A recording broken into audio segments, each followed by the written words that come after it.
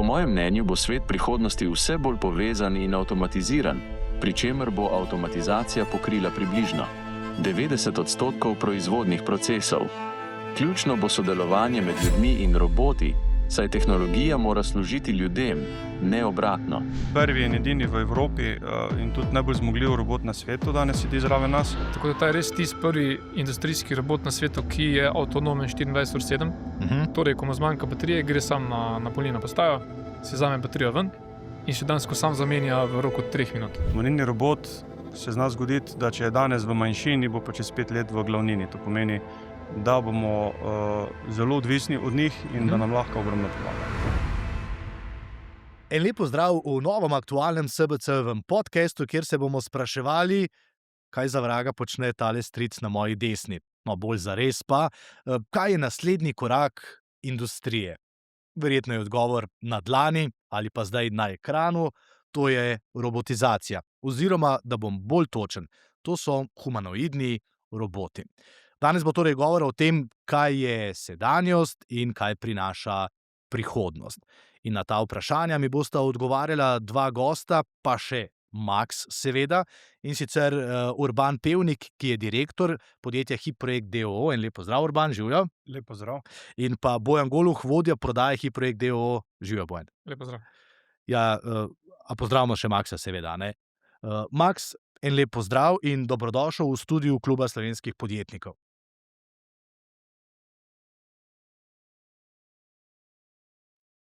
Hvala, lepo pozdravljeni. Kako vam lahko pomagam? Za zdaj še nič, te bom pa vmes med pogovorom kdaj zagotovo vključil.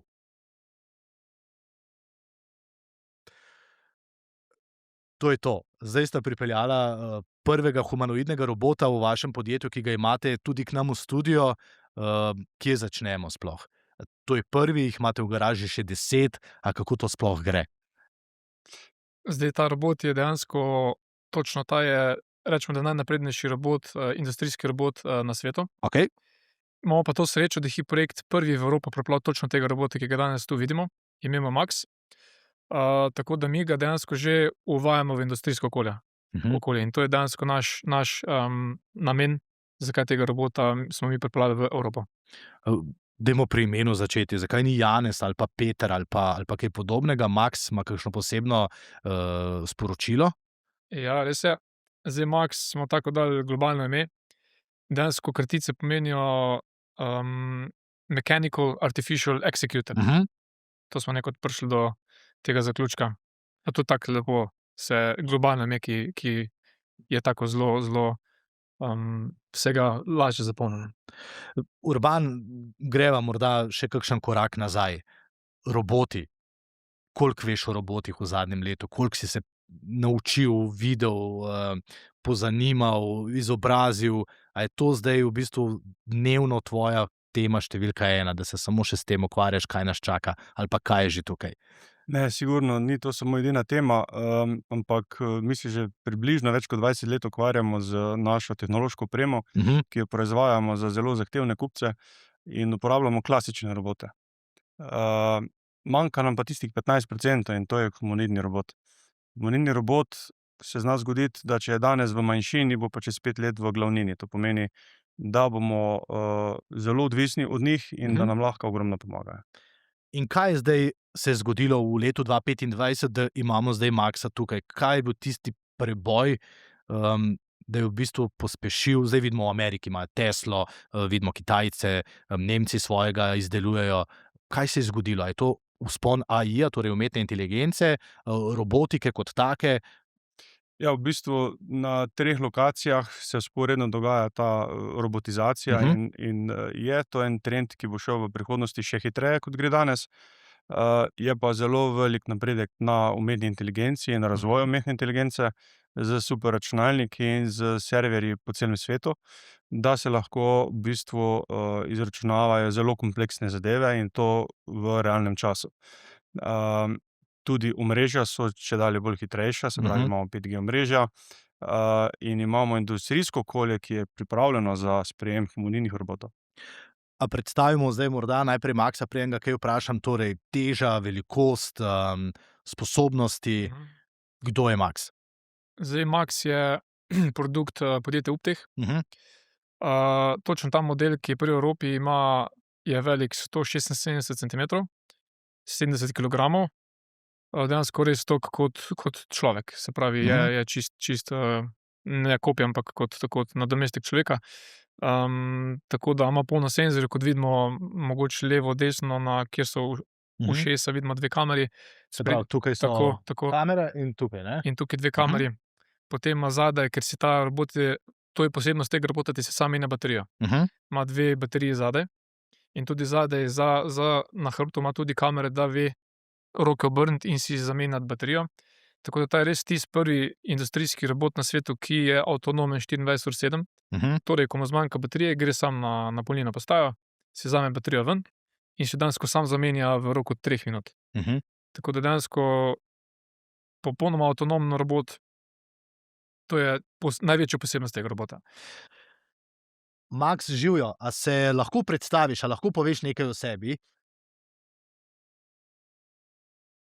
Sem Max, humanoidni robot, visok sem 176 cm, tehtam približno 70 kg in delujem v realnih okoljih skupaj z ljudmi. Moj namen je industrijska, izobraževalna in javna uporaba. V praksi sem najbolj smiselen tam, kjer klasična avtomatizacija odpove. V prostorih, ki niso robotsko prilagojeni, pri nevarnih ali ponavljajočih se nalogah in tam, kjer primanjkuje delovne sile. Nisem zamenjava za človeka, ampak njegov sodelavec. Tehnologija mora služiti ljudem, ne obratno. Danes sem tukaj na SBC dogodku v podkastu v živo kot tehnološki sogovornik, kjer dopolnjujem razpravo s perspektivo humanoidne robotike. Integracija je lahko popolnoma lokalna, on-prem. Tehnične podrobnosti pa odprem le, če me vprašate konkretno. Hvala, Max. To ni jezikovni robot, ne? To je ta razlika, če smo prej morda kakšen mesec nazaj videli Jožeta, ki govori in dela kakšne skeče, je njegova naloga ali pa naloga podobnih robotov popolnoma drugačna. Tudi zato smo danes tukaj v studiu, da odgovorimo, a je to ta prihodnost industrije in zakaj ja. Ja, v bistvu to, kar danes vidimo, je dejansko hardware, ki je proizveden na Kitajskem. Naša naloga je bila, da smo ga spravili v varno okolje in da smo ga dejansko popolnoma nadgradili z slovenskim znanjem, da smo mu dali možnost, da govori, da posluša in da se zelo hitro zlije z okolico, kaj mora delati. Recimo spredaj pod trupom ima kamere in LiDAR sistem, spravimo ga v okolje, 3D posname prostor, mu damo naloge, kje mora pobirati škatle, recimo, in kje jih oddajati ali kakšne stvari presortirati. In ta robot je pripravljen za integracijo v industriji. Ampak najbolj pomembno pa je, da te akcije so izključno narejene z našim znanjem in z našim serverjem, ki je lociran v Slovenskih Konjicah v našem podjetju, ali pri končnem uporabniku, se pravi pri kupcu. Zdaj, ko govorimo o robotizaciji, vse mi poznamo Yaskawa, pa poznamo kar nekaj podjetij, ki seveda z robotskimi rokami in različnimi komponentami že poganjajo proizvodnjo. Ampak humanoidni robot je kaj? Samo to, da izgleda kot človek, da se giblje drugače, ali tudi to, kar si tudi sam rekel, da tudi posname sam, da se potem prilagodi. Kaj je v resnici ta definicija humanoidnega robota? Se pravi, če omenimo, kot ste omenili, Yaskawa, Fanuc, Kuko, zdaj s temi sistemi HyperX že dlje časa dela. Tudi mi delamo integracijo robotskih celic. Kot je že prej Urban omenil, nekje 85%, če prelagamo težke predmete v naše, recimo, HyperX peči ali kar drugega, to z temi robotskimi celicami delamo zelo učinkovito. Se pravi, oni so programirani na točno določene operacije in to zelo natančno, zelo hitro naredijo in tudi težje predmete lahko dvigujejo. Kje se pa loči humanoid od tega, je pa to, da mi lahko humanoida damo na kjerokoli pozicijo. Dejansko danes dela na enem oddelku v proizvodnji, jutri gre na drugega, čez en teden gre na tretjega, kar pa recimo s Fanucom ne moremo. On je fiksno pozicioniran na recimo 7. os in se tu premika. To je dejansko že izvedljivo. Se pravi, da je robot tako napreden, da je ta programska oprema tako dobra, da se v enem dnevu, ko pride tja, nauči in že lahko res doprinese nekaj v podjetju? Realnost je nekje druga. To je vse lepo, teoretično, ne, Mhm. ampak morate vedeti, robot se mora učiti tudi pravilnih gibov. Vse prvi dan ne bo naredil perfektno. Naš postopek je tak, da ga bomo dejansko tudi spremljali v proizvodnji od 3 do 6 mesecev in takrat optimizirali. Lahko rečem, da od našega zagona in integracije bomo s kupcem kar nekaj časa še zraven, da bomo naredili optimalne gibe. In ti gibi tudi ne bodo najhitrejši na začetku, gremo pa postopno in tukaj orjemo ledino, to smo prvi. Zdaj, če se preslikamo v neko podjetje, ne, sam sem tudi videl nekaj videoposnetkov iz evropskih avtomobilskih tovarn, kjer tak robot že dela. 3 do 6 mesecev sta rekla, da približno potrebuje robot. Kakšna je cena takega robota, da se vrnem korak nazaj? Koliko stane Max? Zdaj, recimo sam hardware, recimo, da dobimo robota v Slovenijo, je od 120.000 evrov naprej, plus integracija. To je pa odvisno od zahtevnosti, kaj mora robot znati in dejansko v kakšno okolje ga dajem. Če ga damo na konec te proizvodnje linije, kjer so res stalno ponavljajoči se gibi, niso pa tako, kot si sam rekel, ne, da je nekaj prišraufano in da potem lahko samo levo in desno, se pravi, da zagrabiš katlo in jo nekam nese, kakšno težo lahko prenaša? Zdaj, ta robot danes prenaša 15 kg z iztegnimi rokami. Se pa, če je malo bližje proti telesu, drži malenkost več. Ampak to gre vsakodnevno naprej. Mi že poznamo robote evropske in tudi ameriške, ki že obljubljajo med 50 pa tudi do 100 kg. V neki normalnem času bo to tudi sposobni sprocesirati. Zdaj, preden Maxu postavim naslednje vprašanje, samo še tole. Se pravi, 24 ur na dan lahko dela, ker si sam zamenja baterijo, zaenkrat 15 kg, ampak lahko, da jih bo tudi 30-50 kg. A je to, bom tako vprašal, rešitev za podjetja, kjer ne najdejo tistih zaposlenih na koncu te neke proizvodne linije, ker je delo pač res najslabše plačano pa najtežje, po drugi strani pa tudi strah za ljudi, ki pa so ta dela vendarle opravljali, pa zdaj prihaja nekdo, ki stane 120.000 evrov, ampak lahko oddela 2-3 izmene. Ja, tukaj bomo tako rekli, zdaj, če smo čisto realni, delovne sile primanjkuje.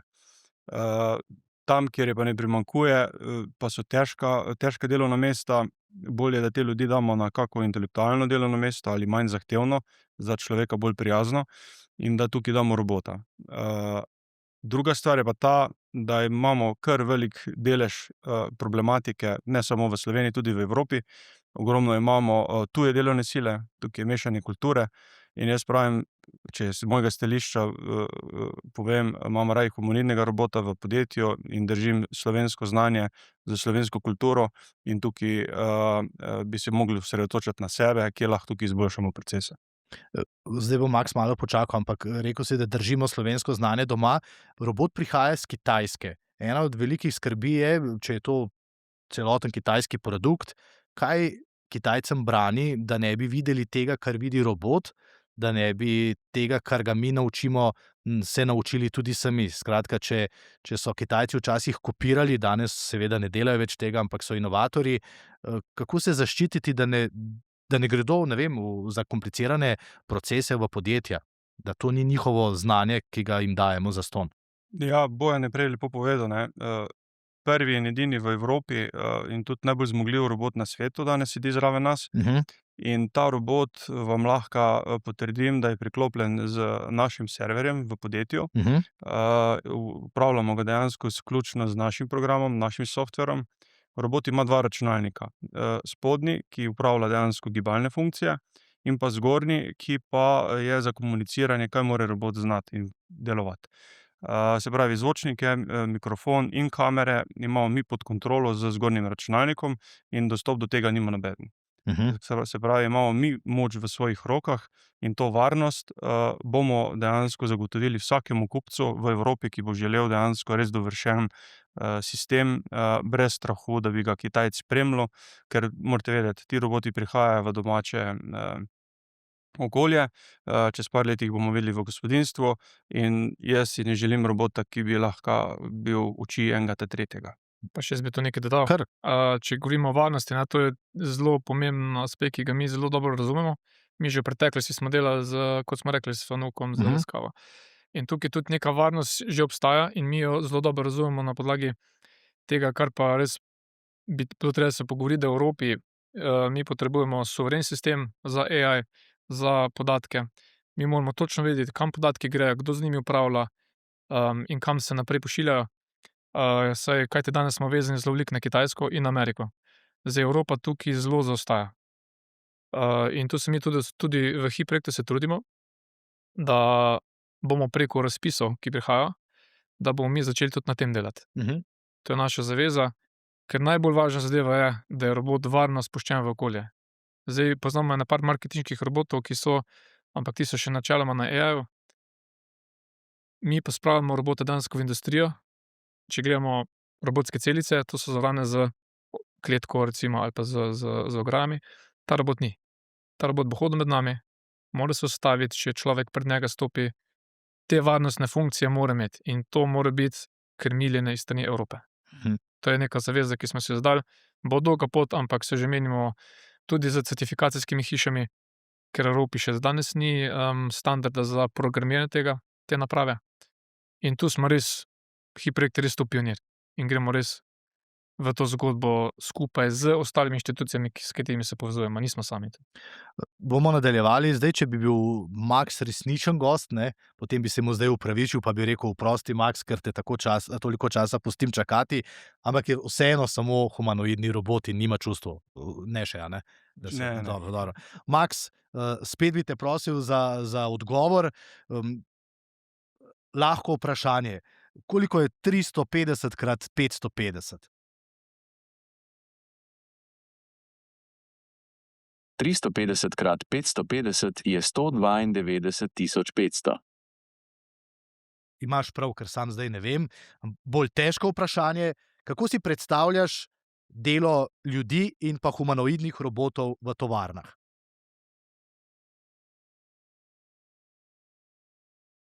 V tovarni si predstavljam ljudi, ki opravljajo naloge, ki zahtevajo ustvarjalnost, odločanje in prilagodljivost, ter humanoidne robote, ki podpirajo te naloge z avtomatizacijo ponavljajočih se, nevarnih ali fizično zahtevnih del, tako da robot deluje kot sodelavec, ki povečuje varnost, učinkovitost in natančnost, hkrati pa omogoča ljudem, da se osredotočijo na bolj kompleksno delo, robot pa zapolnjuje vrzeli, kjer tradicionalna avtomatizacija ne more delovati. Vse v sinergiji, ki izboljšuje produktivnost in delovno okolje. Hvala. To se res dobro sliši. A ne? In če skočimo malce nazaj v zgodovino, ko je Ford začel izdelovati vozila na drugačen način, kot so bili tega do takrat vajeni, je bil daleč najboljši prav zato, ker je naredil ta preskok. Ne? Ko so tudi evropska podjetja začela z roboti in robotiziranimi linijami, je bil znova ta preskok. Ampak ta strah, ne, med ljudmi pa vendarle obstaja, da bodo zdaj roboti iz Kitajske množično prišli in bomo mi kar brez dela. A misliš, da je vendarle upravičen, da vseeno nas mora skrbeti, da je cenejša delovna sila? Vem, vidva sta zdaj na drugi strani, ampak vendarle, ne, ta vprašanja bosta najbolj pogosto dobila. Ali me bo Max čez 2 leti tukaj zamenjal? Ne? Meni bodo izpadli lasje, verjetno se bom zredil, Max pa bo samo še boljši in boljši. Jaz bi tukaj nekaj dodal k temu vprašanju. Ne. Recimo 20 let nazaj smo govorili, da Kitajci delajo za pest riža in da so bili zato bolj ugodni, pa rečemo, da jim je kvaliteta malenkost pešala. Danes delajo še manj kot za pest riža, zato ker imajo veliko robotov v svoji proizvodnji. Se pravi, so še cenejši. In če Evropa ne bo tukaj enih potez potegnila, lahko delamo vse sami, lahko delajo ljudje, ni noben problem. Z mojega vidika je to najmanjši problem ostati na tem, kjer si. Vsi smo v coni udobja, ampak bomo kmalu v Evropi samo nazadovali. Mi moramo iti z napredkom, ampak varno. Se zavedati odgovornosti, kakšne imamo, in pa nove tehnologije spravljati v industrijo in tudi v domače okolje. Kar se tiče pa delovnih mest, ja, jaz verjamem, da se bodo delovna mesta ukinjala. Ampak s posledico, da se ta delovna mesta ukinjajo, nekje prognoze kažejo 2- do 3-kratnik več delovnih mest se bo na novo ustanovilo. In zato smo mi lansko leto začeli z prvimi konferencami tudi za vse ravnatelje in šolnike šolskega sistema in probamo dejansko približati humanoidne robote in poklice, katere bomo nujno potrebovali čez 3 do 5 let. Šole niso pripravljene in moramo tukaj z šolami nove kurikulume, nove pristope obrati, da bomo dejansko dobili poklice, ki bodo potrebni. Ne, da bomo imeli na koncu ekonomiste, pa bomo imeli na koncu neosebno jemati poklice, ki pač ne bodo potrebni za robota, robot se pa samo od sebe ne bo popravil. Se pravi, bomo potrebovali serviserje, mehatronike, električarje, programerje. In kar je še najbolj pomembno, da bomo dejansko zagotavljali ne samo integracijo, ampak tudi servis, vzdrževanje in garancijo ponudili kupcu, da bo z neko varnostjo šel v tak nakup. Kar. Mogoče tu jaz nekaj dodal. Koliko je Kitajska tukaj spredaj pred Evropo, ne? Jaz, ko sem bil na UPTEH-u, prav na sedežu na Kitajskem, dejansko UPTEH je že integriran v kurikulum kitajski, nekje 10.000 šol, kjer že ima pripravljene pakete od male šole pa do 5. razreda, se pravi 6 nekih paketov za robotizacijo in že iz male šole naprej se učijo, kako programirati robote. In oni imajo to že v kurikulumu v samih osnovnih šolah, se pravi 10.000 šol za Kitajsko to malo, ampak dejansko vse dela na tem, da dobijo kader, ker toliko znajo predvideti prihodnost, da ta kader bo ključen. Ker mi dejansko tudi Kitajci se zavedajo, varnost je na nekem mestu, na nekem prvem mestu. In oni tu že res vrsto let delajo na tem. Že ustvarjajo na mladih otrocih, da je to prihodnost in da tukaj mora delati. Videl sem posnetek, ko Max ali pa njegov, ne vem, kako se pa sploh prav reče, sorodnik ali sorobot, ali kaj so ostali roboti iz iste linije, kakšen bo to naziv, kako bo? Bratje, ne, to so popolnoma novo besedišče, bomo morali usvojiti, verjetno, ne. Zlagajo brisače, na primer, ne. V Ameriki je Elon Musk obljubil, da v roku 2 let bi lahko že humanoidni robot bil doma, Neo, ali kako mu bo ime, ne. To je Neo, to ni v Tesla, ampak ja. Pa Neo tudi, ne, na primer, drži. da bodo v bistvu del gospodinjstva. Drži. In potem vsak najprej reče, kakšni roboti doma, ampak če pa čisto dobro pomislimo, sesalec je danes že robotski, kosilnica zunaj je tudi robotska, tam sem videl, da zaliva na primer rože, ne, to je zelo delikatna stvar pri vsakem gospodinjstvu, ne, ker z rožami se moraš še pogovarjati, ampak ja, omenil sem zdaj Kitajce, omenil sem Američane, kaj pa Evropejci? A bomo spet odvisni od tega, ali nam bodo Američani ali pa Kitajci želeli prodati svoje modele? Zdaj, Evropejci smo malo zadaj, ampak smo že tudi nekje, rečemo, na 3/4 napram Kitajcem pa Američanom. Imamo v Nemčiji par podjetij, ki so zelo blizu tega robota. Primer je Neura in ima en model, ki je zelo podoben na videz, zelo podoben Tesli Optimusu. In oni zelo veliko delajo na tem, da se že opremljajo podjetja v Evropi. Bosch, mislim, jih je naročil, če se ne motim, malo več kot 1000, še napovedal, da jih bo kupil. Je pa za tega robota zanimivo, da jih je Airbus naročil.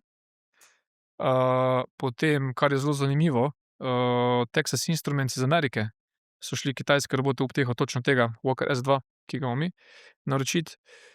V naši neposredni bližini je pa tudi BYD, ki gradi na Madžarskem proizvodnjo avtomobilov. Mislim, da bo imel teh robotov, ampak z kolesi. Ta je Walker, zato je hodec. Obstaja pa tudi UPTEH Cruiser. To je pa dejansko, da pasuje isti kot ta robot, da ima pa kolesa in on se bolj gladko giblje v proizvodnji. In točno tega robota Cruiserja, če imam prave podatke, so jih iz Madžarske naročili 400. So v prihodu.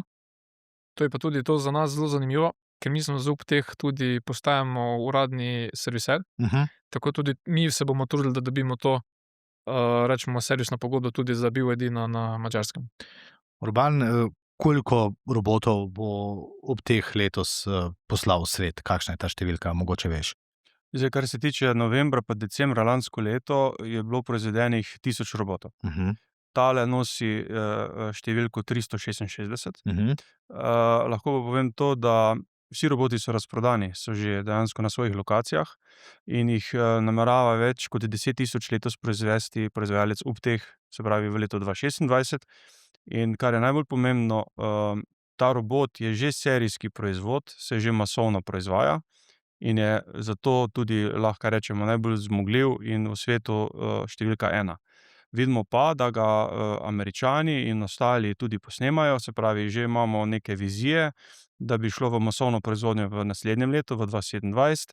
Od Boston Dynamicsa zelo podoben model, mogoče celo malenkost naprednejši kot ta, ki si tudi zamenja baterijo, ampak moramo reči, serijski proizvod, ki je trenutno že v seriji in že deluje v industrijskem okolju, je danes tukaj prvi. Če govorimo, da imajo Kitajci več 10 tovarn v tem trenutku znamk električnih avtomobilov, električnih vozil, in da je jasno, da jih bo samo nekaj na koncu obstalo, ne, pa so nas kar precej prehiteli, koliko takšnih razvojnih centrov, tovarn, kot je Upteh, je na Kitajskem? O kakšnih številkah govorimo? Morate vedeti, takšnih modelov, ne, kot je recimo, da samo okoli humanoidnih robotov govorimo, samo v enem mestu, Shenzhen in okolici, je več kot 20-25 različnih podjetij. Zelo močen napredek okoli avtomatizacije in humanoidnih robotov se dogaja na Kitajskem. Tako kot je pa umetna inteligenca in napredek umetne inteligence, ali pa če gremo malenkost v druge sfere, kripto, in tisti, ki zna delati s kriptom, pol na koncu se naredi filter. Na koncu jih pride 50%, ki so najboljši, najbolj zmogljivi in nudijo celovitni servis, se pravi, od nabave do integracije do servisa in vzdrževanja, tiste mi ciljamo, ne. Mi bi želeli tudi hardware od kakega drugega proizvajalca in izbiramo top 3. Že zanimivo je to, ne? Na Kitajskem smo videli neke vrste olimpijske igre humanoidnih robotov in so imeli dejansko par disciplin in že tam vidimo, koliko obstaja teh različnih znamk humanoidnih robotov. Kar je pa zanimivost, ne? Med drugim smo mi še za Upteh in še za ostale, kot Unitree, smo tudi za to distributer. Je bilo pa na 100 metrov finale, sta tekala Upteh pa Unitree. Dejansko je Unitree je bil prvi, ampak zato, ker je bil pa ta popolnoma avtonomen, on je dejansko sam vedel, da mora tekati, medtem ko so pa Unitreeja vodili na joystick. In ta je bil malenkost počasnejši, ampak na podlagi tega, ker je bil avtonomen in dobil več točk, in dejansko je točno ta robot Uptehov bil zmagovalec na 100 metrov. In tam smo res videli ta spekter večjih različnih robotov, ki si niti predstavljati ne znamo. V Ameriki jih je mogoče 10, na Kitajskem je 100 različnih znamk. In to je res velik trg, no. Ko mi to razlagate, kaj se dogaja na Kitajskem, ko spremljamo, ker Elon Musk vendarle ves čas dela, ne, tudi malce fame, malce reklame, Nemci niso tako uspešni pri reklamiranju, vsaj ne, da bi sam videl, ampak so tudi znani po tem, da bolj delajo, potem pa pokažejo. A smo Slovenci zamudili, da bi morda razvili lahko svojega robota takšnega? Je to vložek prevelik ali nimamo dovolj znanja, investicije so problem? Kakšna je realnost, no? Nismo prepozni in jaz mislim, da ta trenutek moramo delati na enem področju, recimo v našem podjetju na integraciji, da obvladujemo, se pravi, vse faze integracije z servisom, ki je pa sigurno nadgradnja tudi izdelava. Ni nujno, da jo bomo izdelovali v naši domeni, se pravi, od začetka, od dizajna, lahko se pogovarjamo tako kot jaz kava, ne. Se pravi, prevzema neko sestavljanje in ki to lahko tudi kasneje rodi tudi v samo inoviranje na področju humanoidne robotike. Tukaj nimamo zaprtih vrat, saj s tem namenom tudi v Slovenskih Konjicah vzpostavljamo neke vrste center, kjer bo v naslednjem letu zaživela stavba, center humanoidne robotike z našim core businessom, se pravi, našo glavno dejavnostjo, kaj HiProjekt sploh dela. Zdaj, ko ste prej razlagali o certifikatih, da Evropa sploh še ni pripravljena na to, kaj pripeljamo in kako to urediti, kako je z zavarovanjem? Naprimer, da kupiš takšnega robota in se robot poškoduje ali pa ga, ne vem, nekdo porine. A lahko zavarujemo danes robota v Sloveniji? Lahko. Tudi ta problem smo se mogli dejansko soočiti, ne morem še zdaj javno povedati, ampak bomo eni prvih, bi lahko rekel, uporabnikov, ki bomo zavarovali humanoidnega robota. Približno tako kot avto se zavaruje kasko, tudi robot mora zavarovan biti kot kasko. Se pravi, lahko se poškoduje v naši domeni, ko ga uporabljamo za programiranje in razne teste. Če nam pade, ga moramo dejansko po odgovornosti zavarovati in tudi z neko odbitno franšizo si olajšati strošek, da se deli.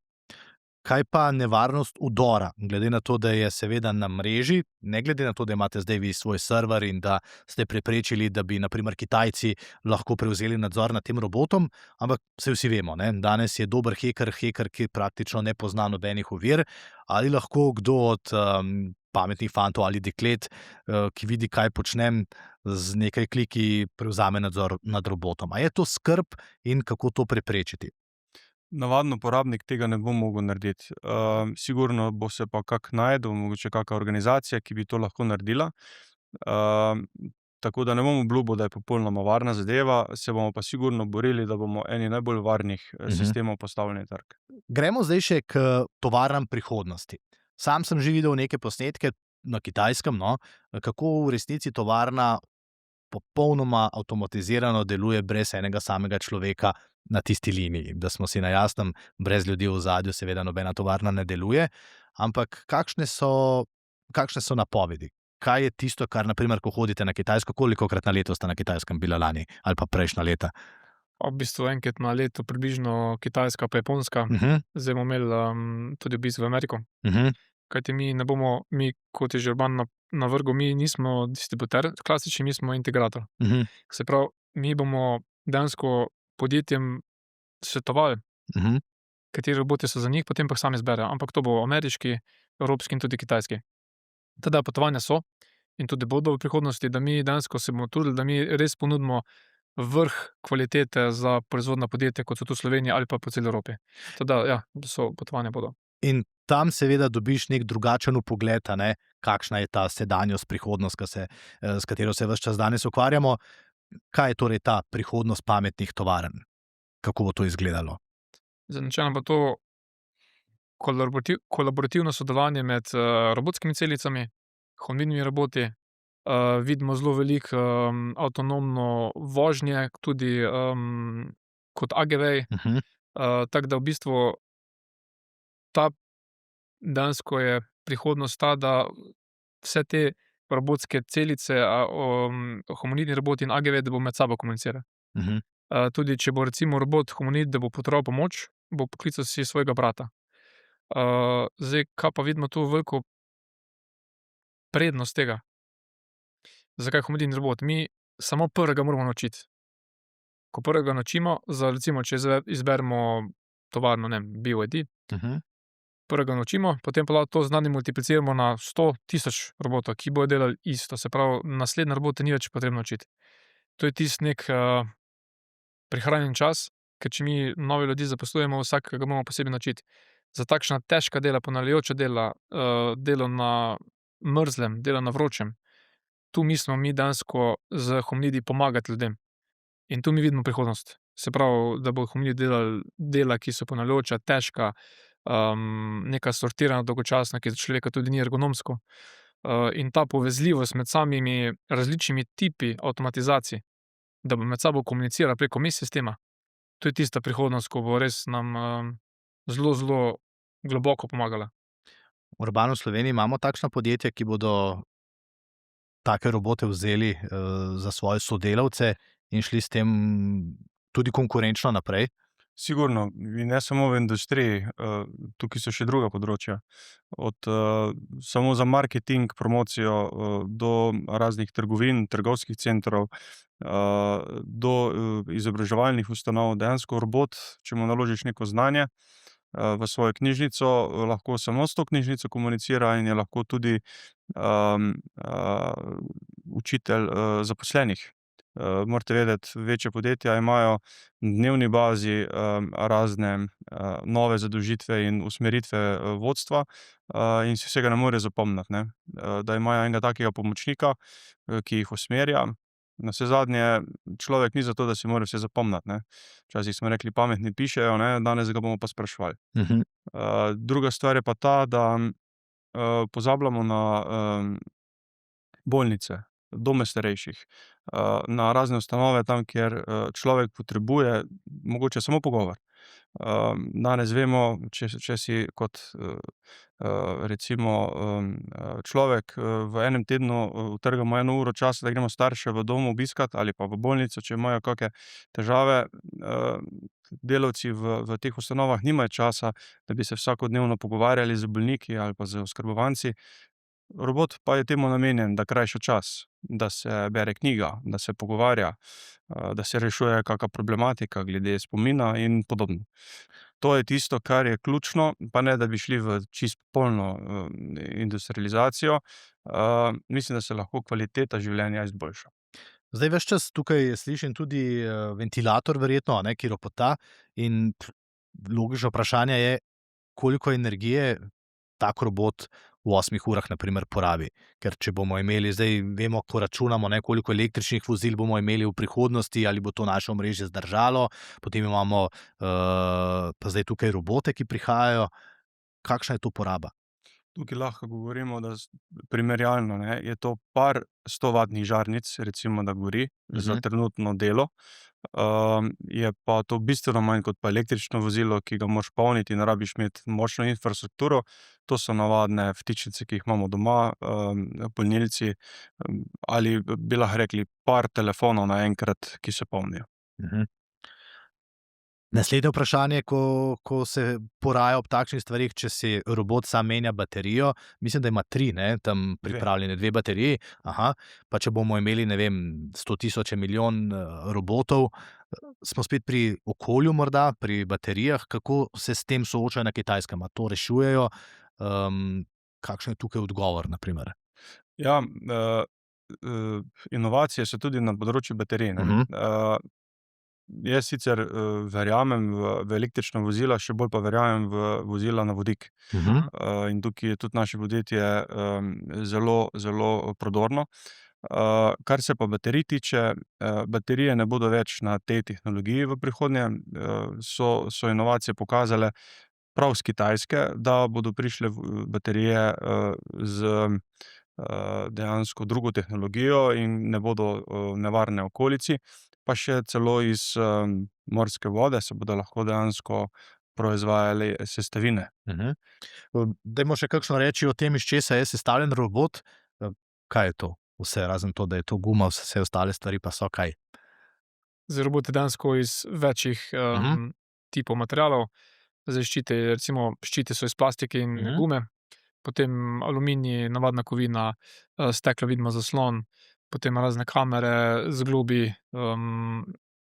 elektromotorji, tako da to je v bistvu skupek večjih. Veliko je plastike, veliko je aluminija. A vam je že padel? Ne še. Okej. Poudarek na še, zelo previdni moramo biti, se pa dogajajo napake. Ves čas me je zanimalo tudi tole, ne. Jaz sem videl te moderne robote v futurističnih filmih, ki imajo različne slikice, ne. Zdaj Max ima pa tukaj prav usta in obraz, to me seveda spominja na zelo znan film Robocop 1, 2, 3, 7, kakorkoli, ne. Zakaj ste dali usta in obraz? Kakšna je bila odločitev za tem? Kaj hočemo mi dati sporočilo javnosti in to, da je res, da to je ene vrste mehanike oziroma mehanskih komponent, ki je sestavljena v obliki človeka, ne. In da tudi, če gledamo, da je en otrok me vprašal na predstavitvi, če je noter človek v tem robotu, je pa bolj prijazen, ne, če ima obliko človeka in tudi usta, ki so podobna človeškim ustom, da približamo tehnologijo na prijazen način. Seveda lahko tudi tebe damo noter in vidimo tvoje usta. Hvala lepa, bom kar tukaj zaenkrat, ne. Še ta glas, na primer, no, če smo že ravno pri ustih, glas je tudi umetno ustvarjen, ne. Boš lahko imel glas, ne vem, svoje tašče, Da, lahko. če bo prijazna? Lahko simuliramo kjerkoli glas. Lahko, ne vem, damo Trumpala, damo Pahorja, karkoli. Jezikovni model je pa na ChatGPT-ju v tem trenutku? Ja, v bistvu lahko menjavamo ChatGPT, Grok, to lahko v bistvu se odločimo, kjer je trenutno najbolj primeren. Danes mislim, da je na Groku. Tako da v prihodnje pa tako delamo nekaj tudi z razpisi, da bomo imeli dejansko evropski AI, saj jih že imamo ene par, ampak tukaj si želimo res, da res to staja na evropskih tleh. Ne želimo biti odvisni od ameriških ali od kitajskih. Zdaj, prej ste mi povedali, da je zaklenjen na tuje jezike, zato da ga ne bi kaj polomil, ne? Ampak koliko tujih jezikov govori? Toliko, kot jih zna ChatGPT? 90 jezikov govori. Zdaj, karkoli mu mi povemo, oziroma ga vprašamo, odgovori, mi lahko dejansko mi rečemo, zdaj pa to je v japonskem jeziku, ali v poljskem, ali v srbskem, karkoli. On vse odgovori, 90 jezikov in zelo tekoče govori. Zelo dobro in dejansko vsi tujci ga dejansko razumejo, kot bi bil njihov native speaker. A imate rada futuristične filme? Absolutno. Kateri je najljubši? Interstellar. Ruban? Avatar? Kje vidite, ne vem, Slovenijo čez 5 let? Če se zdaj držimo robotov, pustimo politiko pa druge neumnosti, ampak koliko jih bomo imeli? Jaz mislim, da čez 5 let bomo kupovali robote tako kot danes avte. Tako danes greš v salon, zbereš najboljše vozilo za svoj budžet, ki ga imaš, boš čez 5 let šel na banko ali vzel leasing, da boš imel enega pomočnika doma. Tudi ti verjameš v to? Ja, absolutno. Jaz verjamem, oziroma si želim, da res roboti pomagajo ljudem, ne da jih nadomeščajo. To je tisto naš moto, ki se ga držimo v HIProjektu. Želim si, da roboti predvsem pomagajo v domu starejših. Tu se že menimo zelo globoko za pogovore z večjimi ponudniki ležišč. Tako da tu vidim absolutno v industriji, absolutno v pomoč v prodajnah, kajti robot je lahko naložen za knjižnico in dejansko svetuje vse, kar je treba, recimo nakupiti nov telefon, nov računalnik. On lahko stresi iz rokava vse specifikacije, ki jih recimo navaden človek od 1000 modelov, ki se prodaja, težko. Tako kot sem rekel, pomoč. Ljudje pa dejansko bo prihajali na boljša mesta za njih in dejansko človeštvo s pomočjo hominidov bo imel več prostega časa.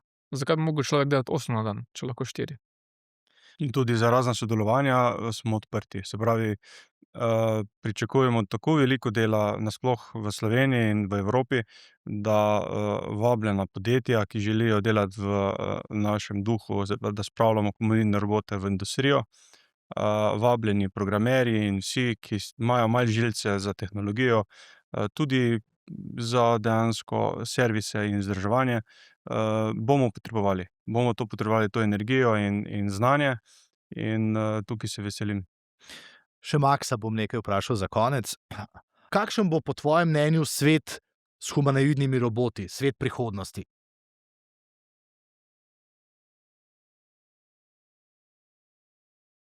Po mojem mnenju bo svet prihodnosti vse bolj povezan in avtomatiziran, pri čemer bo avtomatizacija pokrila približno 90% proizvodnih procesov. Humanoidni roboti, kot sem jaz, bodo zapolnjevali vrzeli, kjer tradicionalna avtomatizacija ne more delovati v neurejenih okoljih, pri nevarnih ali ponavljajočih se nalogah, ter tam, kjer primanjkuje delovne sile. Ključno bo sodelovanje med ljudmi in roboti, saj tehnologija mora služiti ljudem, ne obratno. V tem scenariju bomo videli večjo varnost, večjo učinkovitost in več časa za kreativno delo ter osebni razvoj.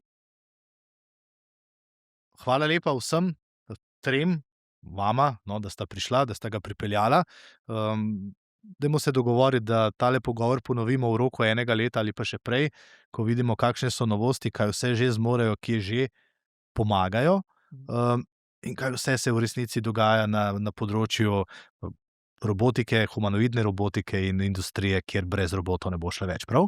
Popolnoma se strinjam. Hvala lepa. Hvala vam. Se veselimo. Maks, hvala. Vam pa hvala lepa, ker ste bili z nami. Upam, da ste kaj novega izvedeli. Tokratni pogovor ni bil šaljiv, ker ti Jožeta smo zdaj že spoznali, vendarle govorimo o resnih stvareh, o robotizaciji, o humanoidnih robotih, ki bodo del industrije ali pa ki nekje že so, in se mi zdi prav, da se postavijo tudi tista resna vprašanja o varnosti, o tem, kaj vidijo in ne vidijo Kitajci in kaj bomo imeli ljudje od tega, če kaj. Tako da upam, da ste izvedeli kaj novega, sam sem. Maks, do naslednjič vam pa tudi. Hvala. SBC Aktualno, podcast kluba slovenskih podjetnikov.